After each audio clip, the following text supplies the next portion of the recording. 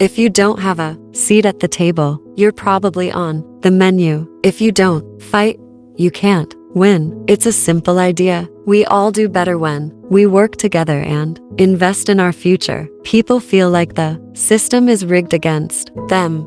And here's the painful part. They're right. The system is rigged. College students today are drowning in debt, and it is hurting them and hurting our economy. We must find a way to help families pay for college without condemning them to a lifetime of indebtedness. This country isn't working for working people. It's working only for people at the top. That's not the American dream. That's the American nightmare. It's so easy to focus on what could go wrong, on what else you could do, before you try the thing you really want to do. No, just get out there and try. The game is rigged to work for those who already have money and power. When you fight back and win, even in small battles, it makes a difference in who you become. You're better for it. That's what persistence is about. It's a ferocious optimism. The people who are filing for bankruptcy in increasing numbers every year, it's not the poorest. It's not the people at the economic fringes. It's people who worked hard and played by the rules. Americans are fighters. We're tough, resourceful, and creative. And if we have the chance to fight on a level playing field where everyone pays a fair share and everyone has a real shot, then no one can stop us. Some of the largest financial institutions can build a profit model on tricking people. It's a story about what's worth fighting for and how sometimes, even when we fight against very powerful opponents, we can win. When conservatives talk about opportunity, they mean opportunities for the rich to get richer, for the powerful to get more powerful. The choice before us is simple. Will we continue to subsidize the dirty fossil fuels of the past, or will we transition to 21st century clean, renewable energy? Now, look, you built a factory and it turned into something terrific or a great idea. God bless. Keep a big hunk of it. But part of the underlying social contract is you take a hunk of that and paid forward for the next kid who comes along. I have a daughter and I have granddaughters, and I will never vote to let a group of backward-looking ideologues cut women's access to birth control. We have lived in that world, and we are not going back. Not ever. Cars, toys, aspirin, meat, toasters, water, nearly every product sold has passed basic safety regulations well in advance of being marketed and sold. But consumer credit is a kind of buyer beware, Wild West. That is partly the result of history. I talk to nurses and programmers, salespeople and firefighters, people who bust their tails every day. Not one of them, not one, stashes their money in the Cayman Islands to avoid paying their fair share of taxes. That's how we build the economy of the future, an economy with more jobs and less debt. We root it in fairness, we grow it with opportunity, and we build it together. A lot of people think that regulations bring higher costs, but regulation is also about making sure that someone doesn't get to beat out the competition because they're dumping filth in the river or spewing poisons in the air. You didn't have to worry that marauding bands would come and seize everything in your factory and hire someone to protect against this because of the work the rest of us did. The way I see it, no one in this country should work full-time and still live in poverty, period. Pundits talk about populist rage as a way to trivialize the anger and fear coursing through the middle class. Women tend to vote the economic interests of their families and to speak out on family economic issues. For men, there's often much more focus on the idea of personal failure. If I'm not winning this great economic game, it must be my fault. I oppose the construction of the Keystone XL pipeline. It's an ill-conceived project that would lock us into further dependence on some of the dirtiest fossil fuels on the planet. I'm willing to throw my body in front of the bus to stop bad ideas. It is not the job of the Department of Education to maximize profits for the government at the cost of squeezing students who are struggling to get an education. Accountability for the largest financial institutions on Wall Street is the bedrock for a strong economy. Hard-working families and honest businesses cannot survive in a world where the rules don't keep the marketplace honest. We're Americans. We celebrate success. We just don't want the game to be rigged. Meaningful rules in the consumer credit market can accelerate economic recovery. Rules would increase consumer confidence and, more importantly, weed out all the tricks and traps that sap families of billions of dollars annually. Nobody's safe. Health insurance that didn't protect 1 million Americans who were financially ruined by illness or medical bills last year. It takes money to run political campaigns. This is a cancer growing on the soul of our democracy. Our veterans deserve the very best, and that means ensuring that America's veterans receive high-quality services and cares when they come back home. The credit card companies have put the loan sharks out of business. Adjusted for inflation, the minimum wage today is lower than it was in 1965, about 24% lower. That job at Sears allowed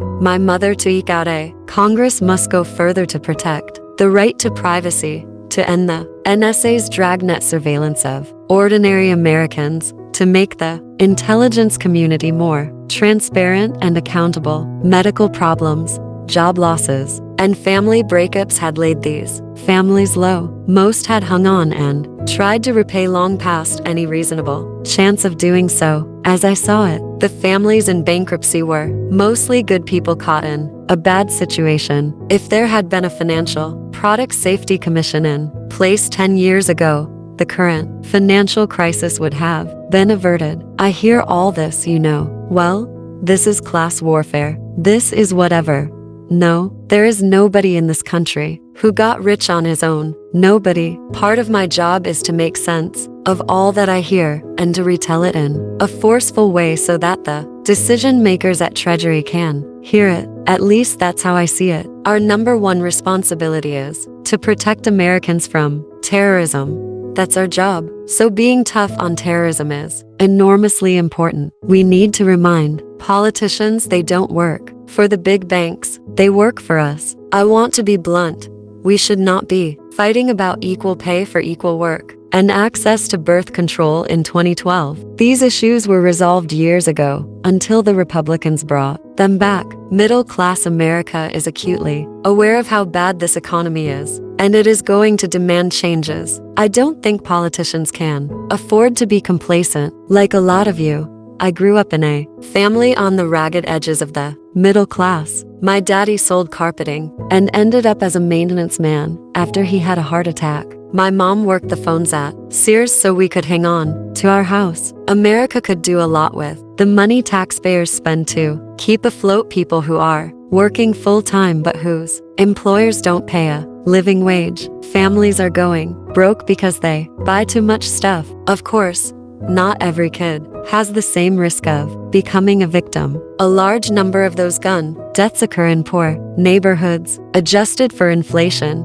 somebody going to college today to a state university is paying about 300% of what her mom or dad did just 30 years ago. What we collectively decide about how to bail out our economy, how to pull our economy out of a ditch, and what rules we put in place to make sure this problem does not happen again will shape our country for the next 50 years. This is it. The need for comprehensive reform must not blind us to the urgency of addressing the massive debt that's already crushing our young people. I don't want to overstate the gender difference, but women are more sensitized to the way that larger issues affect their pocketbooks, like pay equality or cost of living changes. The financial services industry has seemed to treat the crisis like a little rainfall inconvenient, but no, significant change is needed. The real question moving forward is how the industry will respond to Wall Street reform and growing public anger. There were a million things we needed to figure out, and the congressman thought the most important thing we needed to do was slice up the operating budget so each political party was assured its fair share. Welcome to Washington. Once, enforcement isn't about big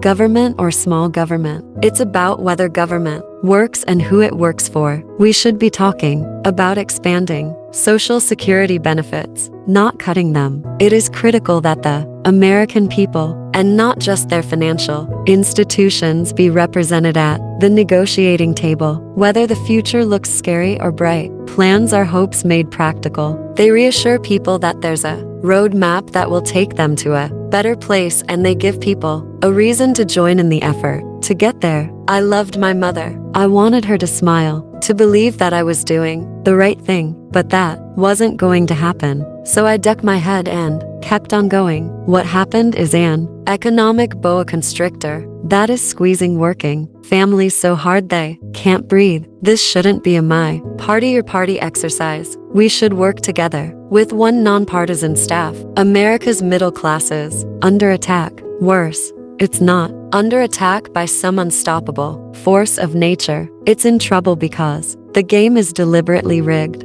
This one to punch flat incomes and rising expenses has hit the middle class squarely in the gut. Beginning, it's better to fight, because if you don't fight, you can't win. Besides, even when you don't win, you can change the game.